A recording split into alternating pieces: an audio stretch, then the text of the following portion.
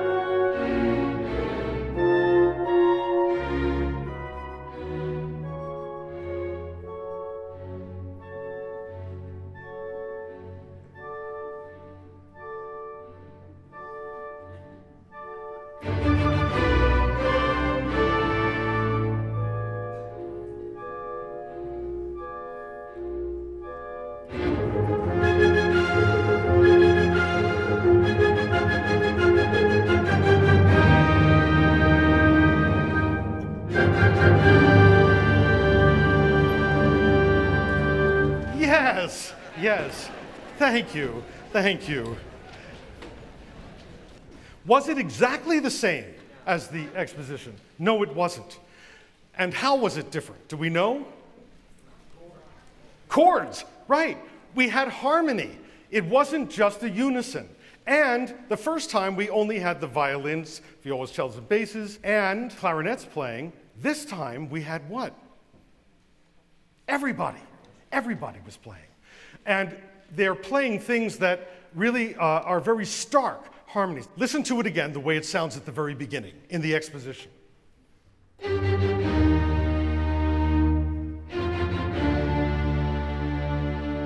Now listen to it in the recapitulated version.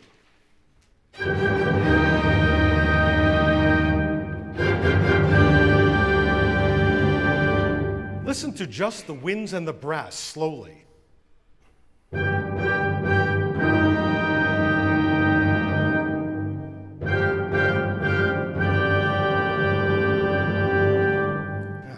It's, I don't know, more ominous, more something. But it is a genuine recapitulation. We feel like we've come back, finally, to where we started. Beethoven, of necessity, we'll say, had the bassoons announce the second theme in the recapitulation. Now, who did it in the first? Does anybody remember? The horns played it the first time. Horns, why don't you play it for us, the way it happens? This is the way the second theme gets started. In Beethoven's time, horns did not have these valve mechanisms with keypads that allow them to play easily in lots of different keys in a short space of time. You had to have like a little Santa Claus sack of tubes when you came to your seat, and you have to put in the tubes that will allow you to play in certain keys. Now, all this takes time. And of course, in order to take them out and put in the next ones, by the time that happens, the horns might miss the entrance. Instead, he had the bassoons play it because it's now in a different key, and it sounds like this. Some conductors actually rewrite the music at this point. There's a school of conducting that says, well, if Beethoven had the valve horns, he surely would have had the horns play it. And then there are other conductors who are sort of text lovers, and they say, you cannot touch this. Obviously, he wanted the timbre of the bassoons. Now, we thought about making this like one of those popular TV shows that's on right now and have the audience decide which way we would do it, but we thought better of it, and we're just going to play it the way Beethoven wrote it again for you this evening. Beethoven, as you know, had a very difficult life, mostly as the result of his disability. To lose his hearing, was like the worst possible thing to happen. So he had pain in his life, which we can all identify with, and he was perfectly willing to share it with us. I want you to listen to some of this pain from his third symphony. Now again, what is miraculous about this music is it mirrors our own emotional inner lives. Think about the fact, you can go from feeling elated to depressed to frightened to brave to silly in a nanosecond. You can experience all those different feelings. And that's what is so fascinating about these compositions, because they also change feeling state on a dime. Listen to this passage from the Third Symphony in which Beethoven changes from feeling relatively lighthearted to intensely pained.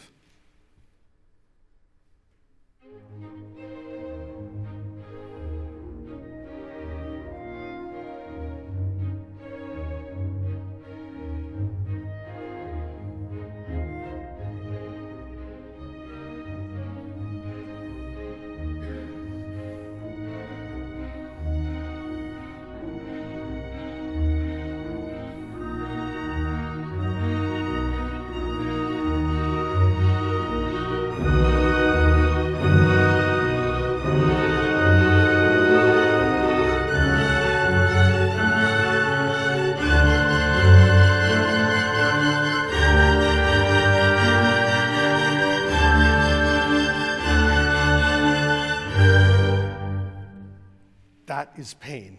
That is pain. Now, in the Fifth Symphony, at the Coda, I want you to look at number 21 and 22 in your listening guide. Codas are optional. You don't have to have a special ending in one of these constructions because you already have a first theme, transition, second theme, and a closing section, and you can close it at the closing section. If it seems appropriate, you can just end it. But Beethoven liked to write codas in many of his movements of this sort, and this one is short, but it packs a powerful punch. At number 22, it talks about there being dissonance. Now, this is not the kind of soul agony that we just had in the Eroica Symphony. This is more like seething anger. I want you to listen to the dissonances slowly so that you can digest them before we play them in tempo.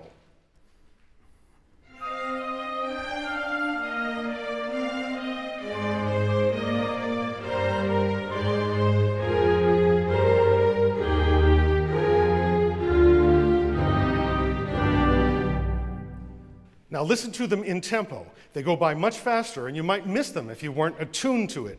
But we have these little painful dissonances in here.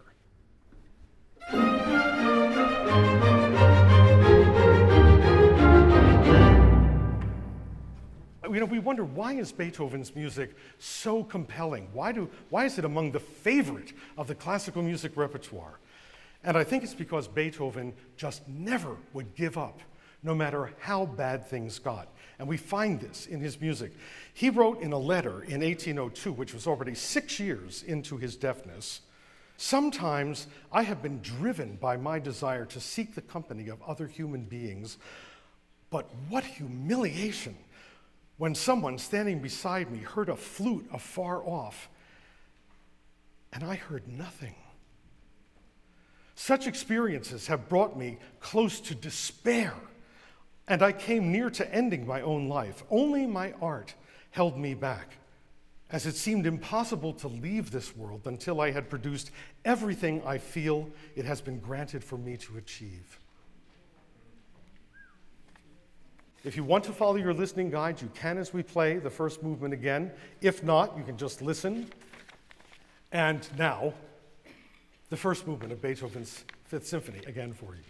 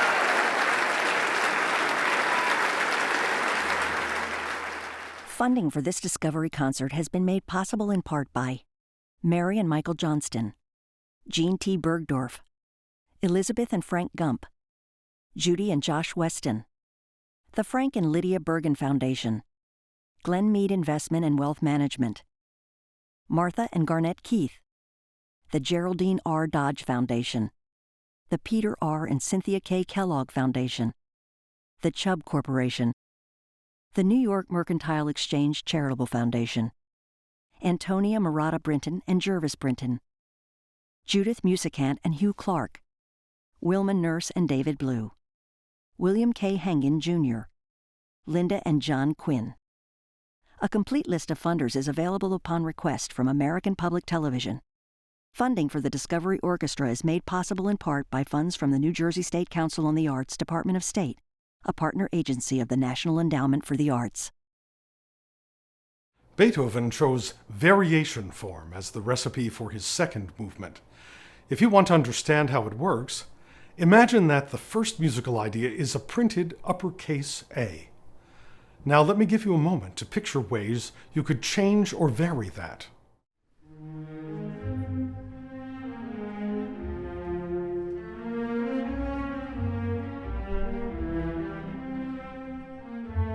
How'd you do? Did you picture a lowercase a, a cursive uppercase? Perhaps you pictured the A turned over on its side, to the right or to the left. Maybe you pictured the A upside down. Are you beginning to understand how variation form works? We always recognize the musical material as what we started with, but it's been changed or varied in some way. Be delighted now by Beethoven's imaginative variations.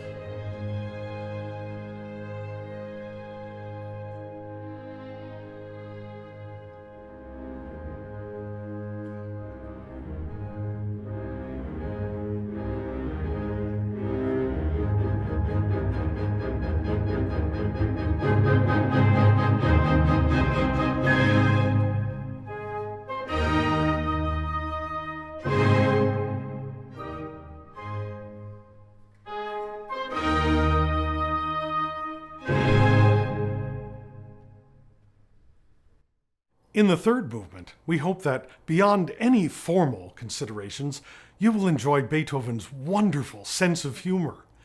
In this movement, we find that despite his tragic hearing loss, Beethoven is willing to tease us, to invite us to go for the obvious laugh. It's all a testimony to Beethoven's inner resources as a remarkable human being. We hope you are amused. Now, the fourth movement follows the third without a pause. Like the first movement, Beethoven chose Sonata Allegro form in which to place his fourth movement ideas. So, we will once again have an exposition and recapitulation that contain a first theme, transition, second theme, and closing section separated by a development in which those ideas are changed. Everything we talked about in the show applies. And Beethoven gave us another powerful coda. Who could resist the forward kinetic energy of the fourth movement coda? With its built-in accelerando, we just run like thoroughbred racehorses to the finish line. Wow! What a boost of energetic optimism. Thank you, Beethoven.